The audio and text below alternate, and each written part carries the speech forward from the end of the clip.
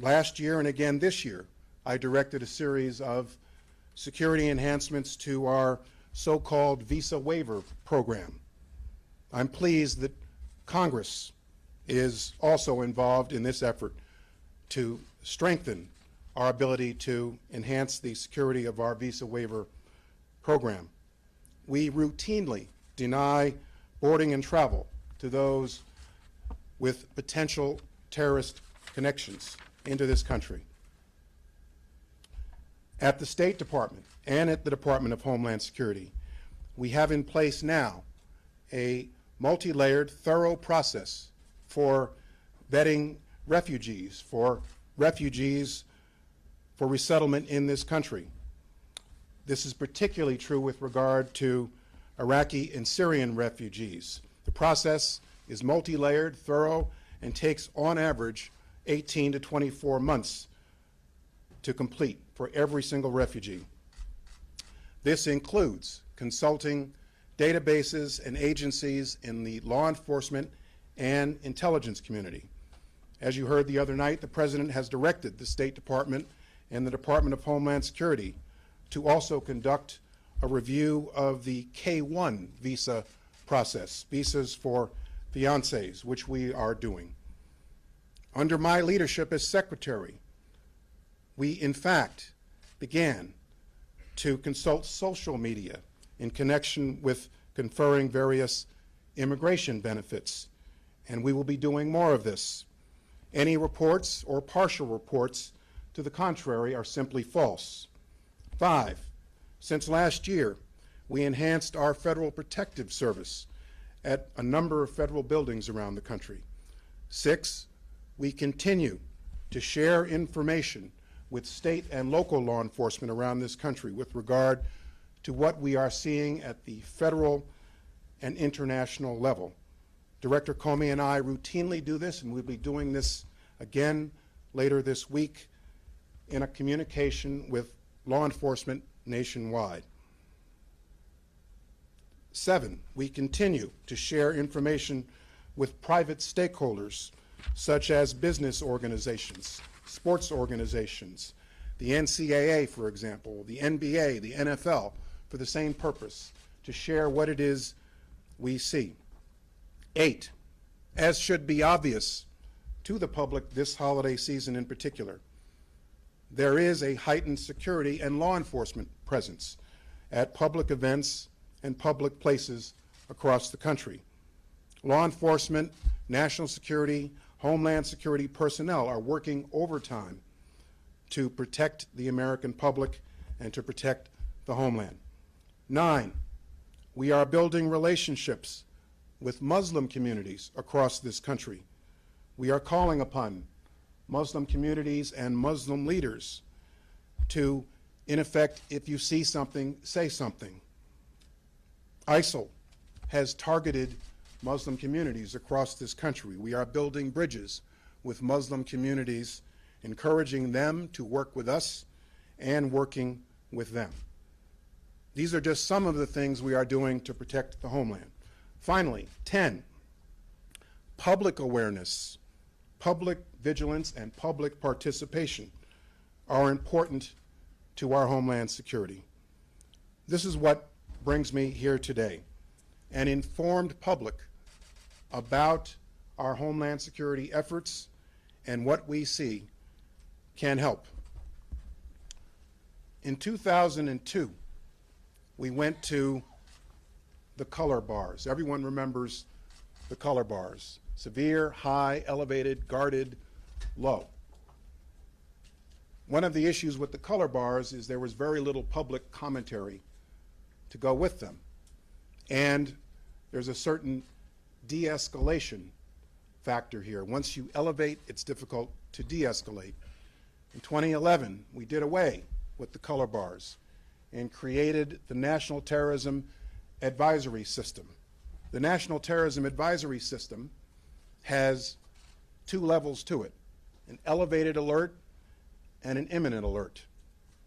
This system has never been deployed. It depends upon, for an elevated alert, a credible terrorist threat which in the implementing guidelines means something very specific. An imminent alert warns of a credible, specific, impending terrorist threat against the United States. This, in my judgment, does not work in the current threat environment because it depends upon a specific, credible terrorist threat to something in the homeland. This system has never been deployed. It's time we change this system, and this is what we are doing and announcing today. We are creating an intermediate level to the NTAS system that includes an NTAS bulletin, which describes general developments or trends regarding threats of terrorism. We do this in public speeches, in public statements. We do this for law enforcement with joint intelligence bulletins. We do this on a periodic basis. There are news leaks, anonymous sources from national security and law enforcement. We want to put in one place for the public to see what we are seeing concerning the homeland and what we are doing about it and what the public can do about it. So today we are creating this new intermediate level to the NTAS system called an NTAS bulletin.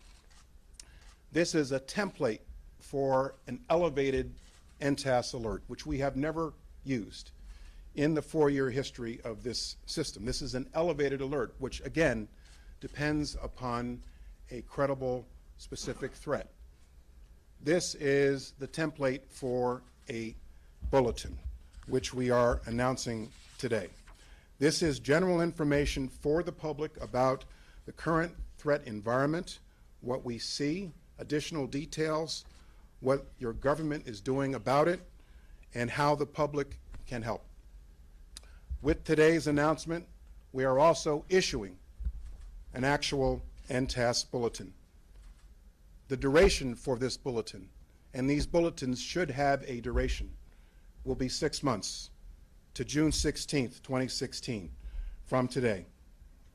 And in summary, what we are informing the public today in this bulletin, which will be issued today, is the following. We're in a new phase in the global terrorist threat, which has implications on the homeland, particularly with the rise in use by terrorist groups of the internet to inspire and recruit. We are concerned about the self-radicalized actors who could strike with little or no notice. Recent attacks and attempted attacks internationally and in the homeland warrant increased security, as well as increased public vigilance and awareness. Though we know of no intelligence that is both specific and credible at this time of a plot by terrorist organizations to attack the homeland, the reality is terrorist-inspired individuals have conducted or attempted to conduct attacks in the United States this year. DHS is especially concerned that terrorist-inspired individuals and homegrown violent extremists may be encouraged or inspired to target public events or places. As we saw in the recent attacks in San Bernardino and Paris, terrorists will consider a diverse and wide selection of targets for attacks. In the current environment, DHS is also concerned about threats and violence directed at particular communities and individuals across the country based on perceived religion, ethnicity, or nationality. DHS and the FBI are providing additional guidance to state and local partners on increased security measures. The public should expect an increased presence of law enforcement across communities in the weeks ahead. More stringent security should also be anticipated at public places and events. This may include a heavy police presence, additional restrictions and searches on bags, and the use of screening technologies. The FBI is investigating potential terrorism-related activities associated with this broad threat throughout the United States. Federal, state, and local authorities are coordinating numerous law enforcement actions and community outreach to address this evolving threat. How you can help Community leaders, co-workers, friends, and family can help by recognizing signs of potential radicalization to violence. For more information, visit nsi.ncirc.gov. Report threats or suspicious activity to the FBI or your local authorities. Contact information for FBI field offices can be found at fbi.gov contact-us/field. Stay informed. The U.S. government will provide additional information about any emerging threat as additional information is identified, and not necessarily on a 6-month timeline. The public is encouraged to listen to law enforcement and public safety officials. Finally, we urge the public to continue to travel, attend public events, and freely associate with others, but remain vigilant and aware of surroundings while doing so, particularly during this holiday season. This is the bulletin we'll be issuing today. We want the public to have this. It will be on the DHS website. We want the public to be aware. We also want the public to be aware of all of the things that those of us in Homeland Security, law enforcement, and national security are doing on their behalf. Questions? Mr. Green. Senator Johnson, what's the process for issuing these bulletins? Who will they be issued to? And what about concerns about too much information people could digest? Well, this bulletin is one page, and I just read almost all of it to you. It's important that we give the public concise but accurate information to the full extent we can, that is not classified or law enforcement sensitive, because we believe that an informed public is good for public safety and Homeland Security. So this will be on our website. It won't just be there for a day. Those in the public can consult it on an ongoing basis about how they can help and how they can stay informed. This is part of our mission in Homeland Security, in my view. Yes, ma'am. Given the attack in San Bernardino and the other threats that you've outlined, is ISIS operating in the United States?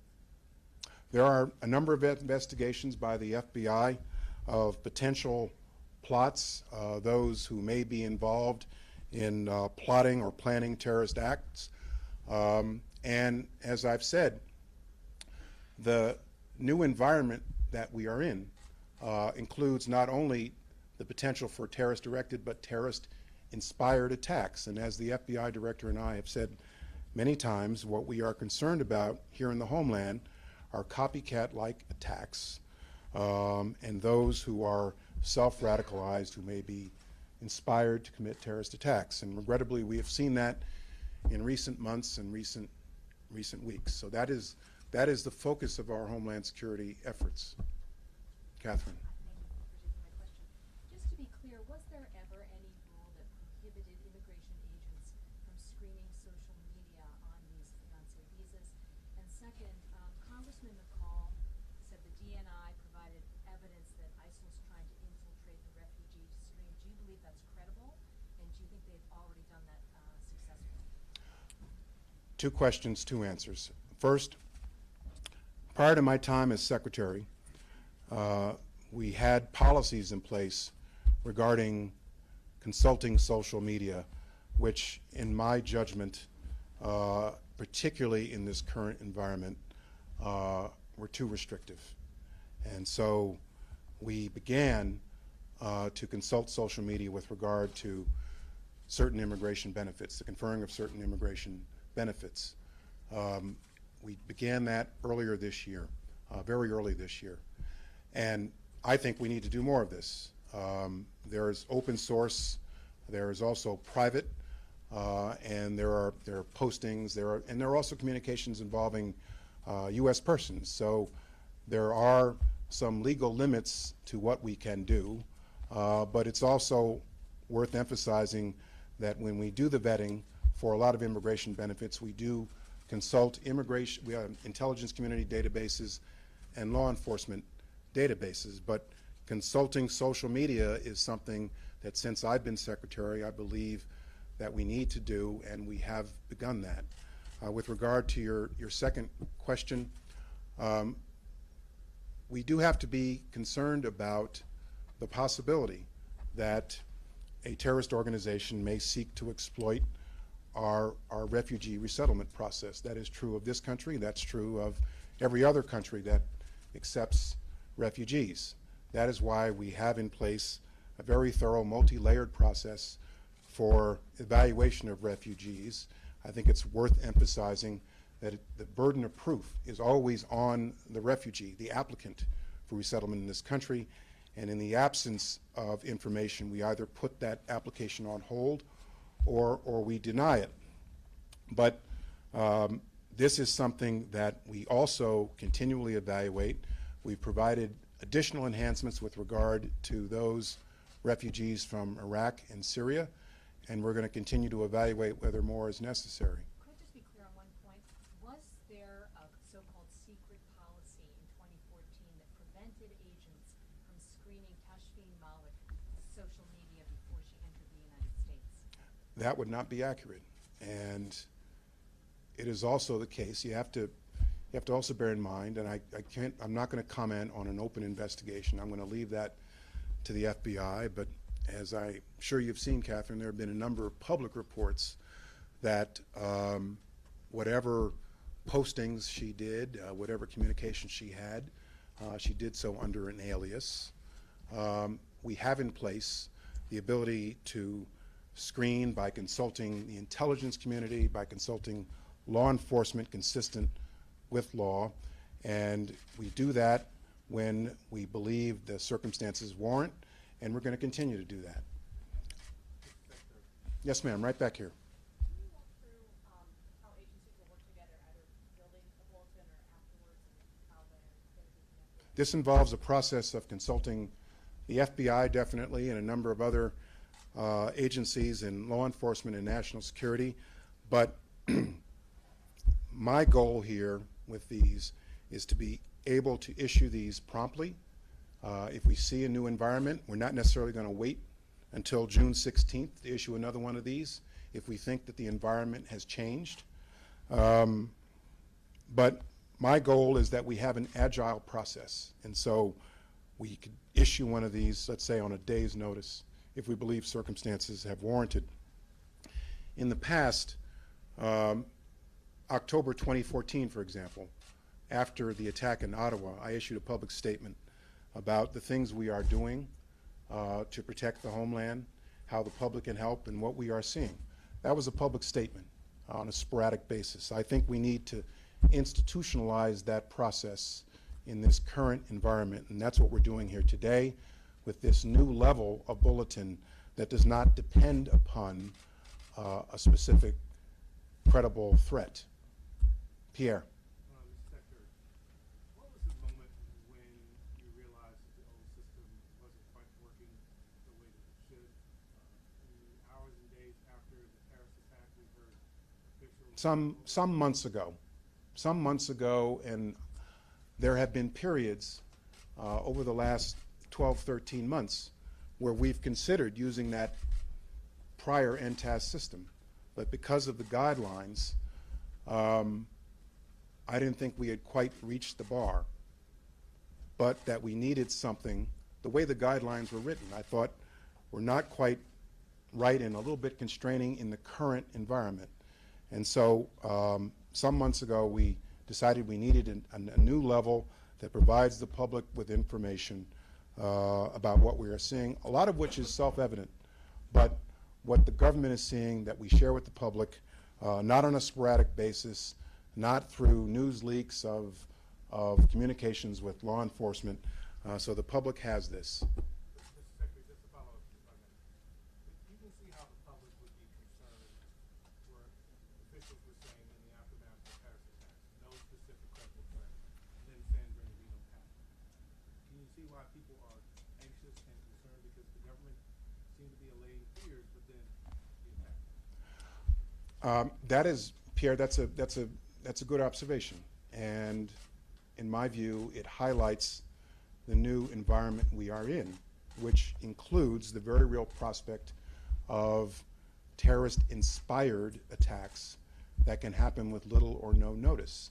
So we were relying upon a model for how we inform the public that does not accurately take account of the current environment, which is why, in the judgment of a lot of us, it's important to create this new level of information for the public, to say to the public, there's a real prospect of terrorist-inspired attacks, of self-radicalization. This is what we are doing about it. This is what you should do about it in the public. Yes, in the back. Secretary, you mentioned some months ago you considered this. Yes. Or at least activating the system. The FBI director has talked about this period around July, the July 4th holiday. Is that the period that you're referring to? I would say earlier in the year than that. We've been consulting with the interagency, with the national security community on this, and we reached the point where we could not only roll out the new system, but a new bulletin today. Okay, one more question. Secretary? Yes, ma'am. Two things, sorry. Then two questions for the last question. One is, yesterday, as you know, we had very different situations in Los Angeles and New York with the school Right. districts hearing. So the public does get a lot of mixed messages. How would this system, if anything, change that? Would it still be a situation where you're getting different messages from local officials than federal? And my second question is, a recent Pew poll showed that the confidence of the American public in the government's ability to stop terrorism is at an all-time low since 9/11. What do you have to say about that? Two things. First, this new level of NTAS, of a bulletin, provides a common baseline for what the national security, Homeland Security people at the federal level are seeing and what we assess to be the case. A common baseline for people in Los Angeles, New York, Chicago, and every place else. So it's informative in that respect. We have a common baseline for what we are seeing that's not done sporadically. It's not shared just with law enforcement. Number two, very often in Homeland Security and in national security, good news is no news.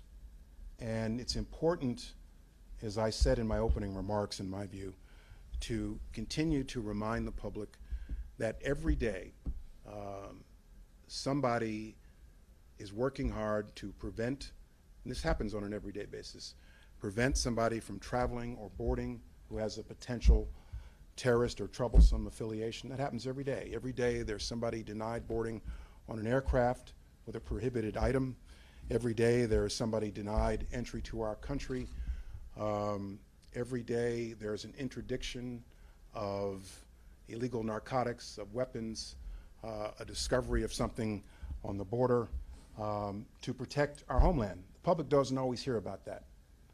Every day there's a terrorist plot that is being investigated, and on a routine basis there are arrests being made for those who are being prosecuted for material support or something else under our federal laws. And so one of my goals certainly is to note for the public all the things that we are doing on their behalf, and to say to the public, you can help too.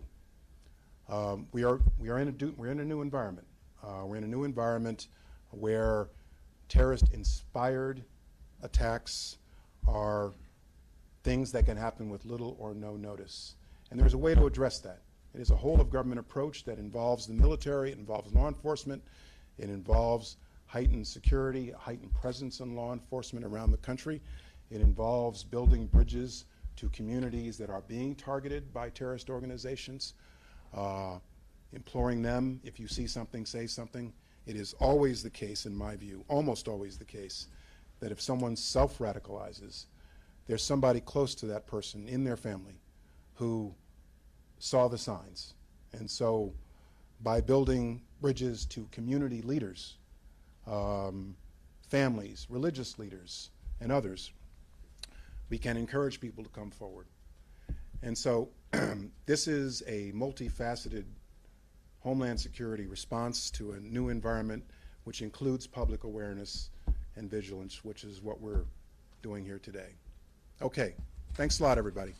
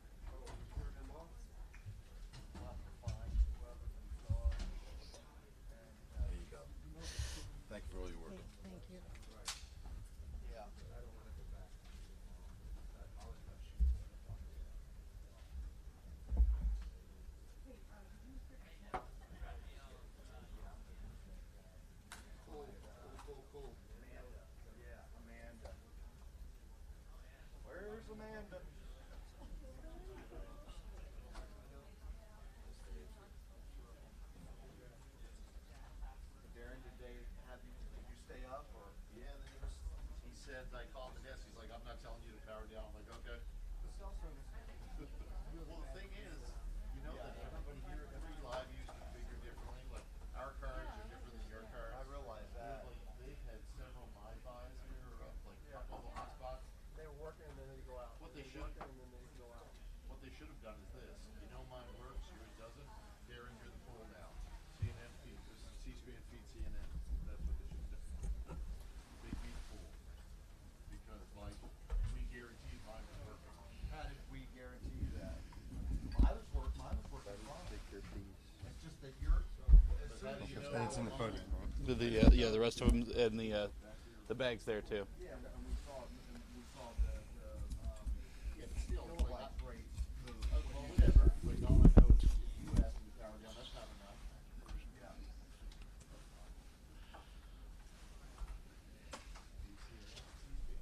Alright, so, Hey, Mark. Hey, you guys wanted this? Power down.